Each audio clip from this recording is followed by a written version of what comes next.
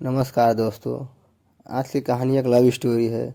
कहानी का नाम है पतंग, कहानी मासूम प्यार की। तो चलिए शुरू करते हैं आज की कहानी। सूरज एक छोटे से गांव में रहता है।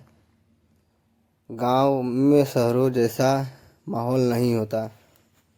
यहाँ हर कोई एक दूसरे को अच्छी तरह से जानता और पहचानता है।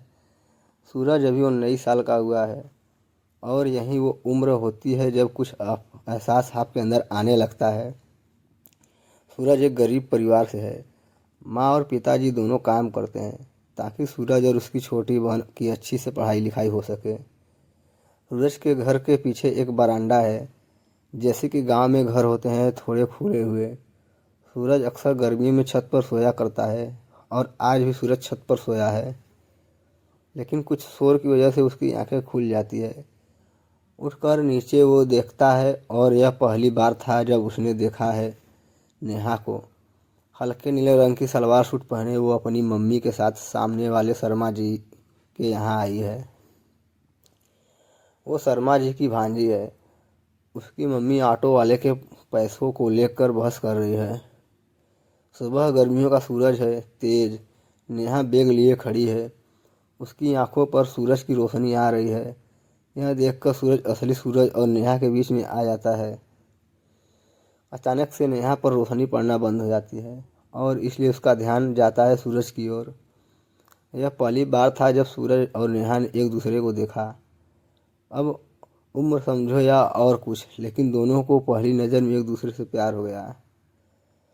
फिर सूरज अक्सर नेहा के घर में टकटकी बांधे देखता रहता था। नेहा के मामा जी के घर के किचन की खिड़की रोड की ओर खुलती है, इसलिए सूरज अपने घर के बाहर ही डेरा जमाए रखता है। एक दिन सूरज अपने घर की छत पर खड़ा होकर पतंग उड़ा रहा था। पतंग उड़ाते उड़ाते उसका ध्यान एकदम से गया सामने वाले किचन की खिड़की पर और उसने देखा कि नेहा खिड़की से पतंग उड़ाते उसे देख रही है। सूरज अब हिम्मत करके नेहा की तरफ मुस्कुरा देता है और जवाब में वहाँ से भी एक प्यारी सी स्माइल आती है। सूरज की खुशी का कोई ठिकाना नहीं रहता है। नेहा एक दिन सूरज की छोटी बहन से बात कर रही होती है। हिम्मत करके सूरज भी उससे बात कर ही लेता है।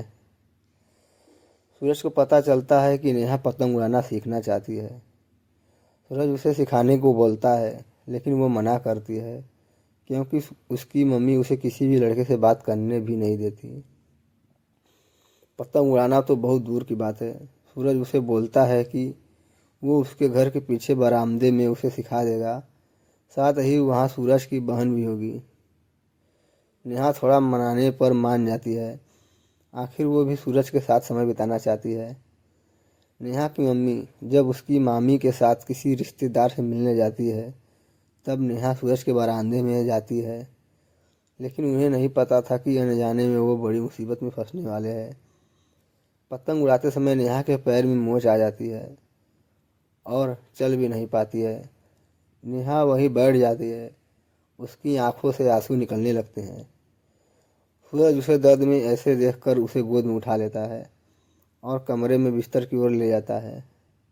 लेकिन उसी समय उसके घर में नेहा की मम्मी आ जाती है और सूरज और नेहा को ऐसे देखकर उनके गुस्से का कोई ठिकाना नहीं रहता है और वो नेहा को वहाँ से ले जाती है। सूरज को रात भर नींद नहीं आती है। वो सुबह का इंतज़ार करता यह सोच रहा है कि नेहा का पैर कैसा होगा, साथ ही कहीं उसकी मम्मी ने नेहा को कुछ कहा या मारा तो नहीं।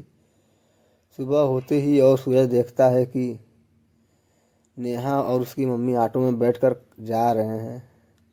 सूरज और नेहा की आंखों में कुछ बातें होती है और नेहा वहाँ से चली जाती है।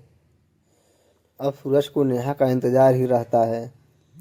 उसका दिल कहता है कि नेहा फिर आएगी। इंतज़ार में करीब 1 साल बीत जाता है और साल भर के बाद फिर उसे सामने वाले किचन में नेहा दिखाई देती है। उसे खुशी होती है, लेकिन उसकी खुशी कुछ ही मिनट की होती है, क्योंकि इस बार नेहा की मांग भरी है और उसके साथ उसका पति भी है। उसकी मम्मी ने उसकी शादी करवा दी है। तो दोस्तों, आपको ये लव स्टोरी कैसी लगी कमेंट बॉक्स में कमेंट जरूर करें। चैनल पे नए हैं तो चैनल सब्सक्राइब करें और हमें सपोर्ट देते रहिए। धन्यवाद।